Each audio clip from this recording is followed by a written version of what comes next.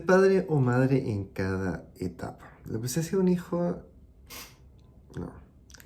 Ser padre o madre en cada etapa. La presencia que un hijo necesita va cambiando. Y en eso el padre o la madre que no lo sabe sigue dando lo mismo, o esto le da lo mismo, ya no sirve. Y esto, bueno, deja de actuar lo que hacía, lo que le va haciendo falta. Y esto puede ir aumentando eventualmente. Un error bastante común que cometen los padres y las madres es el no querer poco a sus hijos, sino más bien es seguir siendo el mismo padre o la madre cuando su hijo ya haya cambiado. El padre que protege todo cuando el hijo tiene 5 años lo hace bien. El mismo padre que protege todo cuando el hijo tiene 18, 16, 25, 40, 90, no sé, o 2, 3, 1, no necesariamente estaría haciendo un buen acompañamiento en ese aspecto, sino que está frenando a alguien que necesita un espacio para él irse convirtiendo y desarrollando distintos aspectos de sí mismo. La madre que resuelve todo cuando el niño es pequeño hace bien, y la misma madre que sigue resolviendo todo cuando el hijo ya es más mayor, no necesariamente está siendo una buena madre. Está construyendo una dependencia que puede dañar a ambos, eventualmente. Y bueno, el ser padre o madre no es un rol fijo, es un rol que tiene que transformarse junto con el hijo o la persona que es de su cuidado. Esa transformación es la parte más difícil porque nadie se la enseña, porque cada etapa llega antes de que estés listo y porque lo que te funcionó antes ya no funciona y a veces te das cuenta demasiado tarde.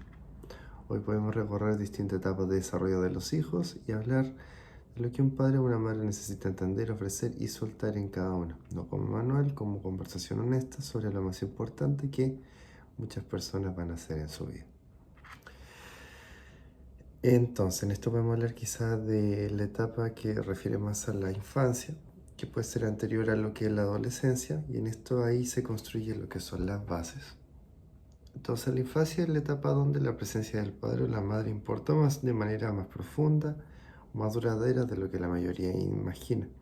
No porque el niño lo vaya a recordar todo, sino porque lo que ocurre en estos años se instala en una parte del ser humano que va más allá de la memoria consciente, la manera en que el cerebro aprende a relacionarse, confiar y a manejar lo difícil. Lo que un hijo necesita en la infancia no es perfección, necesita consistencia. Y en esto físicamente hay que estar presente, con atención real, y hay una diferencia enorme entre estar en la misma habitación y estar presente. Un padre que pasa horas en la casa mirando teléfono mientras su hijo juega no solo no está presente, sino que ni siquiera tampoco está ahí. La presencia real significa que el niño tiene su atención, que cuando te habla lo miras, que cuando juega a veces juegas con él y que cuando algo le pasa lo notas.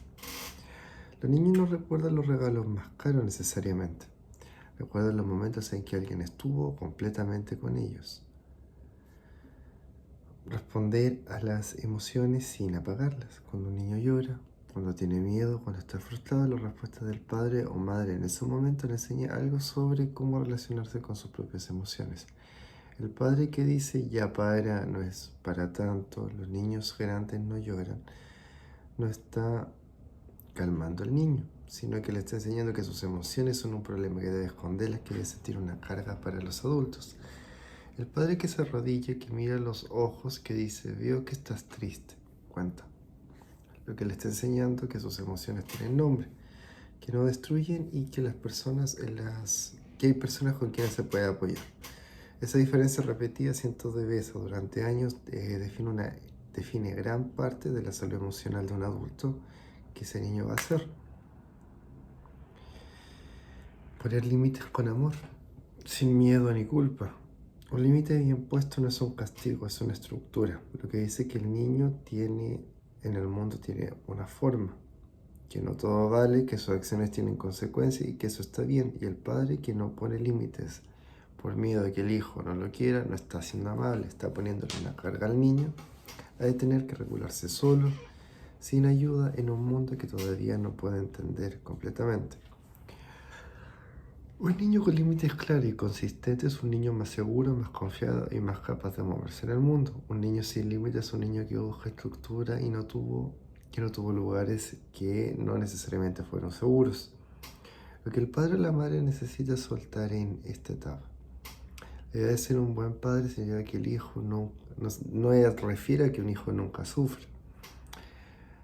En realidad eso es que los hijos necesitan experimentar frustración, aburrimiento, conflicto con otros niños, consecuencias con sus propias decisiones, y eso no es descuido, es parte del aprendizaje.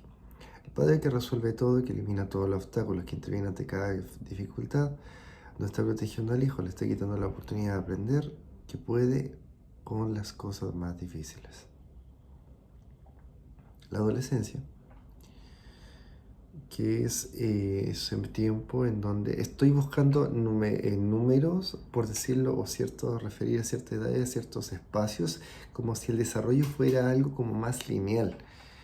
El general son estandarizaciones y formas en las que se han definido ciertas cosas. Pero eso, tú puedes encontrar personas sin habilidades emocionales de 50 años, 60 años y pueden encontrar genios emocionales de 15. Entonces son conceptualizaciones solamente. Porque nunca falta el que esto lo toma como un manual y empieza a decir ya la receta, una y otra. Son relaciones humanas. Las relaciones humanas no es una célula, ni un programa, ni una fórmula matemática. Eso sería humano.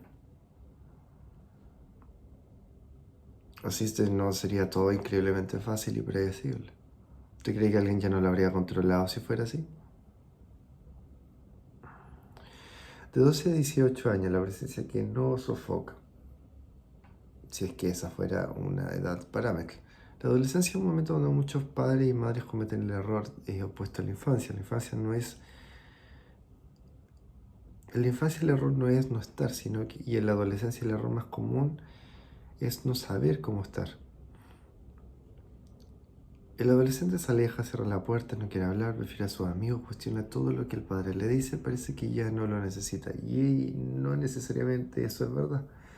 El adolescente necesita al padre tanto como al niño, pero pero de una manera completamente distinta. Y el padre que sigue usando los mismos códigos de la infancia, el control, la protección total, la autoridad sin explicación, pierde al hijo en esta etapa, entender lo que está pasando en el cerebro y el cuerpo. El adolescente no está siendo rebelde por capricho, está en un proceso biológico y psíquico de los más intensos de la vida humana. Daría un proceso de cambio. Veo que en realidad cualquier crisis es un proceso bastante intenso. Su cerebro se está reorganizando, sus emociones se amplifican, su identidad está en construcción, está probando quién es, qué cree, qué quiere, qué necesita hacerlo y qué parte puede hacerlo o no alejado del paraguas familiar. El alejamiento no es el rechazo, es desarrollo, y la parte que lo vive como rechazo y reacciona con control o con distancia profundiza la separación que quiere evitar. La puerta abierta sin presión. Lo que el adolescente necesita no es un padre que lo interrogue o bien que desaparezca. Necesita un padre que esté disponible sin ser necesariamente invasivo. Quizás se parece a la pregunta ¿cómo te fue? Cada vez que entra por la puerta y esperar una respuesta real. Pero si estar ahí cuando el adolescente decide hablar sin apuro, sin juzgar lo primero que dice, sin convertir cada confidencia en una lección. Los adolescentes hablan cuando se sienten seguros. En realidad las personas hablan cuando se sienten seguras. Nadie habla cuando se siente juzgado, cuando siente un riesgo, una amenaza, no algo de adolescente, algo humano. Ningún animal se acerca para las personas que tienen y refieren que todo se basa en la biología, los animales tampoco se acercan cuando se sienten amenazados. Cuando saben que lo que dicen va a desembocar en un sermón, en una alarma o en una consecuencia inmediata. El padre que logra eso, y que el hijo adolescente le cuente las cosas importantes, no lo logró en la adolescencia, lo construyó en la infancia. Con años de responder bien a lo que es el pequeño, de entender cómo funciona, de poder corregularse con la otra persona. Porque al final se genera como una relación que no es caótica, una relación caótica es caótica. Entonces, quizás ¿qué se le puede decir a esa persona? negociar en lugar de imponer. Yo más que negociar diría como el generar acuerdos, el de repente conocer un poquito más a la otra persona y preguntarle hasta antes de llegar y definir algo en la vida de otra persona.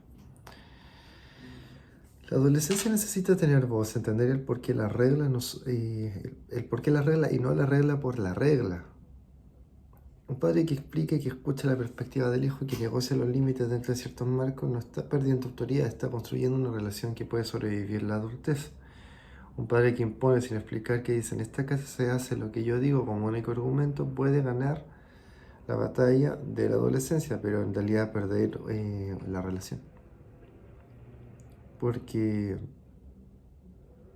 en realidad solamente tiene donde tenga cierta injerencia, ¿no? Va a tener cierta posibilidad.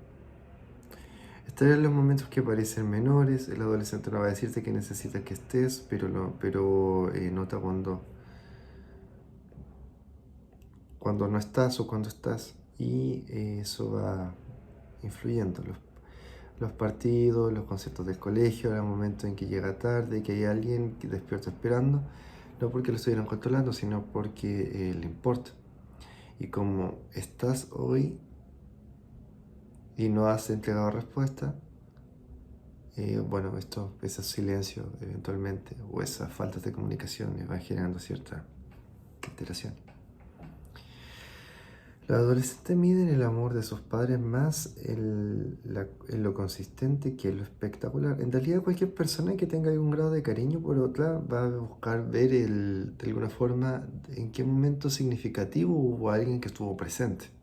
Más allá de sea un adolescente, sea un niño, sea un adulto, sea un abuelito. Y establecer que eso es más de adulto, más de niño del otro, en realidad es como de ser humano. Y aquí va variando como el parámetro y el encuadre en cada momento. Por los códigos y las necesidades que se van dando en cada situación, en cada contexto. Porque en uno quizás quiere ser, yo que sé, ¿qué puede ser para? No sé. A ver, ayer que vi un programa de baile, quizás le gusta el tema del baile y quiere dedicarse a eso y después no, quiere algo como más concreto, más práctico y busca algo quizás como de proyecto y va trabajando en temas ingenieriles en determinados lugares. En realidad, y el ser de uno u otro son seres completamente diferentes. Además, la madurez entre en un momento u otro son completamente distintos. Entonces decir que no, el adolescente esto y el adulto tanto. Así por eso todo dice, si esas recetas funcionaran tal como tal, todas las relaciones con adolescentes serían perfectas, todas las con niños serían perfectas y todas las con adultos serían perfectas. Pero no pasa. Sería todo súper simple.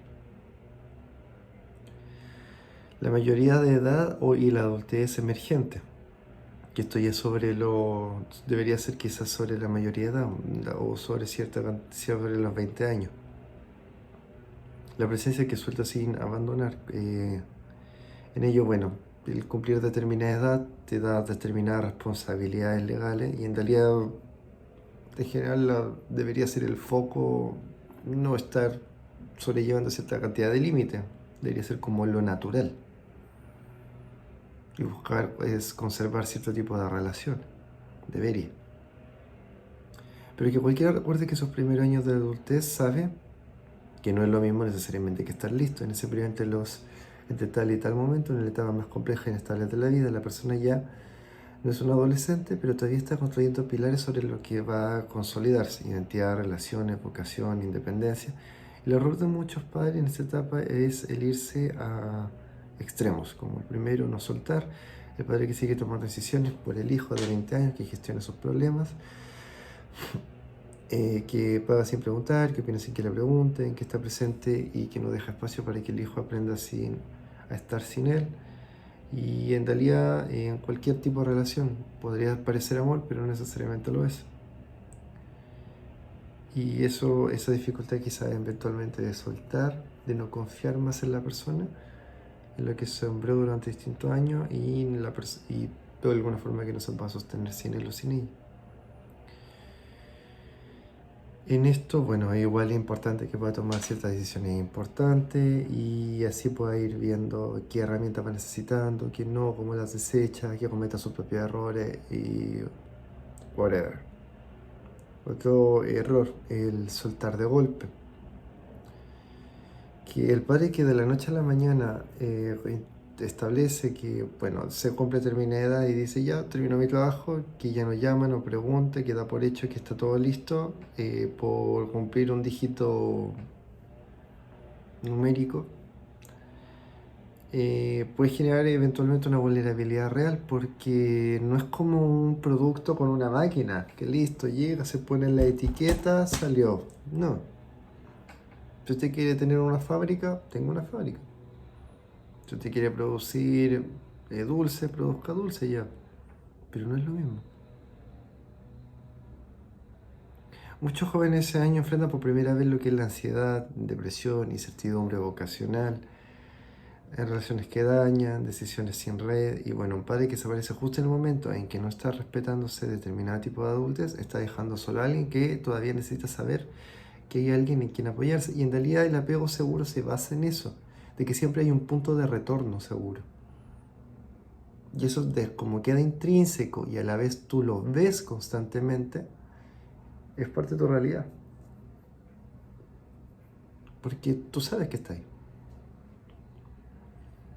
¿Y qué podría funcionar en esta etapa? Presencia disponible, no necesariamente invasivo, y en realidad en cualquier relación, si usted está disponible, usted llega y, por ejemplo, pum, desaparece un momento, la persona queda como con cortocircuito. Y pasa eso. No sé qué interpretación le dará porque me admira la creatividad humana, así que va mucho en cada persona. El padre que está cuando el hijo lo busca, que no se aparece pero que tampoco se impone, que pregunta cómo está sin esperar gestionarlo, que ofrece opinión cuando se la piden y la retiene eventualmente cuando no, a menos que sea una situación muy crítica que haya que eventualmente hacer algo. Que apoya sin rescate automático, dejar que el hijo enfrente consecuencias de sus decisiones, pero estar ahí cuando el golpe es demasiado duro para procesarlo solo, no resolver, sino que acompañar. Y esta es confianza expresada en voz alta, decirle al hijo de determinada edad que confía en su capacidad para encontrar su camino. Aunque ese camino no sea el que el padre había elegido, es un regalo que eso tiene igual un peso enorme porque le refuerza la confianza en sí mismo y además no tiene por qué siempre hacer lo que el padre o la madre quiera. Y igual se le quiere. Y en esta etapa el padre o madre más útil no es el que dirige, es el que está disponible, el que confía, el que sabe cuándo entrar y cuándo quedarse afuera.